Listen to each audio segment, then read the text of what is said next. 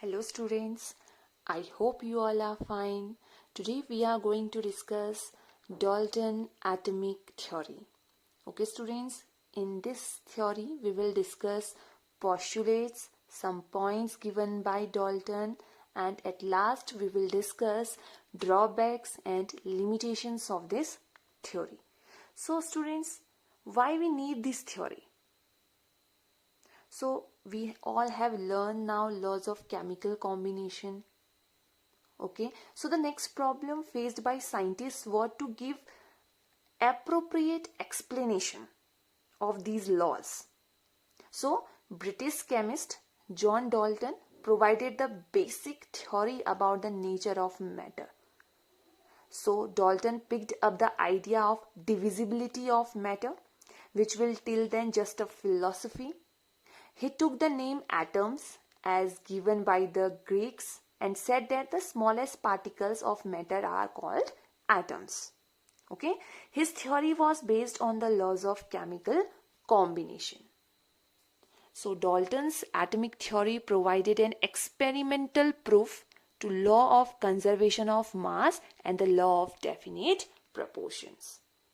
So according to Dalton's atomic theory, whether an element, a compound or a mixture is composed of a small particles called atom.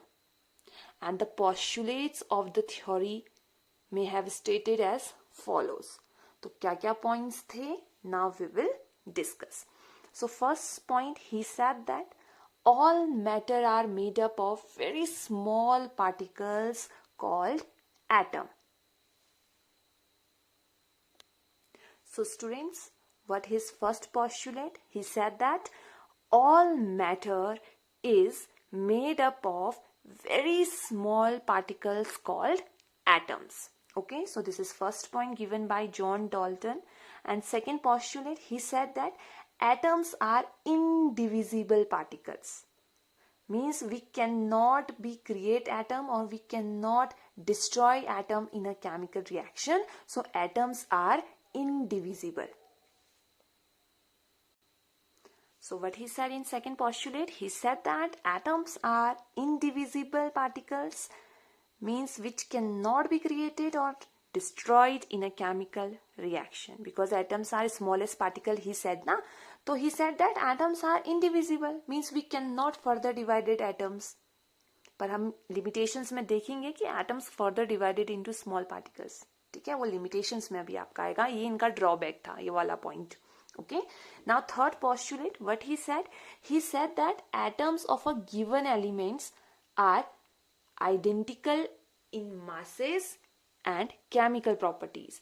तो क्या बोला, जो element होते हैं they are identical in masses and chemical properties में. ठीक है. So what he said that atoms of a given element are identical in mass and chemical properties. ये भी limitation में आएगा students. अभी हम देखेंगे after the discovery of isotopes, जो एलिमेंट्स रहते हैं वो उनका मास और केमिकल प्रॉपर्टीज आइडेंटिकल नहीं होती हैं. हम आइसोबार की डिस्कवरी पढ़ेंगे. जब से आइसोबार की डिस्कवरी हुई तो इनके जो पोस्टुलेट्स थे, जो पॉइंट्स थे, उनमें ड्रॉबैक निकला, उनमें लिमिटेशन निकली. ठीक है, तो फोर्थ पॉइंट क्या बोलते हैं जॉन डाल्टन की, atoms of different elements have different mass and chemical properties. तो क्या बोला इन्होंने कि जो डिफरेंट एटम्स होंगे they have different mass and different chemical property, but after the discovery of isobars this postulate is also failed. ठीक है, ये postulate भी fail हुआ इनका. Now students, fifth postulate, he said that atoms combine in the ratio of small whole numbers to form compound.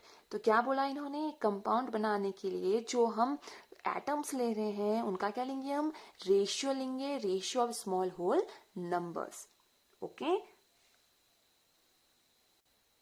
and last postulate, what he said that the relative number and kinds of atom are constant in a given compound.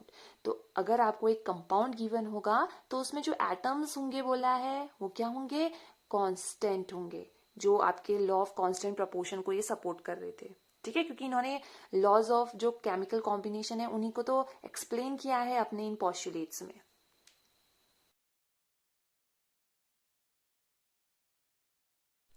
Now students, we will discuss limitations or drawbacks of Dalton atomic theory. ठीक है students, अब हम इसके limitations और drawbacks देखते हैं.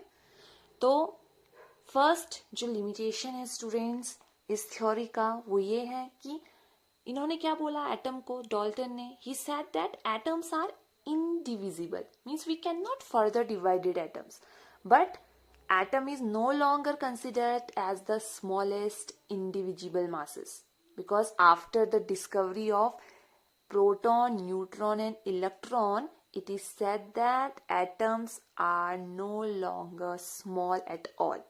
ठीक है, जब आपकी इलेक्ट्रॉन, प्रोटॉन और न्यूट्रॉन की डिस्कवरी हुई तो आपका एटम अब स्मॉल नहीं रह गया है.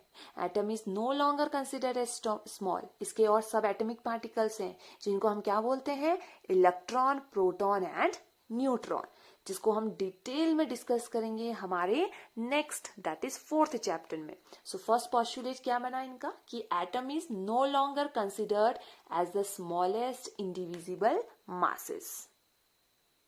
Now students, second drawback कि atoms of the same elements may have different masses. Dalton ने क्या बोला था कि atoms of a given element are identical in masses and chemical properties, but after the discovery of isotopes क्या आया कि atoms of the same elements may have different masses. जैसे carbon है स्टूडेंट्स, ठीक है, कार्बन अपने आइसोटोप के form में एग्जिस्ट करता है. कार्बन का मास 12 भी होता है, 13 भी होता है और 14 भी होता है, और इनका एटॉमिक नंबर सेम है. आप देख रहे हो सेम एलिमेंट है, बट उनके जो मासेस हैं वो क्या हैं, डिफरेंट हैं, वो आइडेंटिकल नहीं है. तो ये पोस्टुलेट में भी उनका लिमिटेशन आया डाल्टन का कि atoms of the same elements may have different masses after the discovery of isotopes. Now students, third drawback, third limitation is कि डाल्टन ने क्या बोला कि atoms of different elements have different masses and chemical properties, but atoms of different elements may have same masses also. और वो कहाँ से हुआ, after the discovery of isobars. तो स्टूडेंट्स, जो आपका पोटेशियम और कैल्शियम होता है, ठीक है, पोटेशियम का जो एटॉमिक मास होता है वो 40, कैल्शियम का भी 40. ठीक है, तो ये ऑब्जर्व किया गया after the discovery of isobars कि डिफरेंट एलिमेंट्स के मासेस क्या हो सकते हैं, डिफरेंट हो सकते. मींस इन्होंने क्या बोला, डाल्टन ने बोला कि डिफरेंट एलिमेंट के मास तो डिफरेंट होने चाहिए, लेकिन जैसे ही आइसोबार्स की डिस्कवरी हुई क्या ऑब्जर्व हुआ कि atoms of different elements may have same masses. ठीक है, इनके क्या हो सकते हैं, सेम मास हो सकते हैं. तो ये हमारा थर्ड लिमिटेशन है डाल्टन्स एटॉमिक थ्योरी का. नाउ स्टूडेंट्स, लास्ट लिमिटेशन, इन्होंने क्या बोला कि जो सेम एलिमेंट्स होते हैं उनकी प्रॉपर्टी सेम होती है, but substances made up of same kind of atom may have different properties. वो कैसे, कार्बन एटम है, ठीक है स्टूडेंट, कार्बन एटम में डायमंड भी है और ग्रेफाइट भी होता है, तो इनकी प्रॉपर्टीज अलग अलग है. ठीक है, तो हम ये नहीं बोल सकते कि जो सेम काइंड के एटम होते हैं उनकी प्रॉपर्टीज सेम रहेगी, नहीं, वो क्या होती हैं, डिफरेंट डिफरेंट भी होती हैं. तो ये हमारा क्या था, fourth limitation. So these are the limitations of Dalton's atomic theory students. First, that atom is no longer considered as the smallest indivisible masses. ठीक है, इनसे भी स्मॉलेस्ट होते हैं जो इलेक्ट्रॉन, प्रोटॉन, न्यूट्रॉन है. Second, atoms of the same element may have different masses after the discovery of isotopes. ये देखा गया. ठीक है, atoms of different elements may have same masses after the discovery of isobar. And last limitation, substances made up of same kind of atoms may have different properties. ठीक है, उनकी different properties हो सकती हैं, जरूरी नहीं है कि सबकी प्रॉपर्टी सेम हो.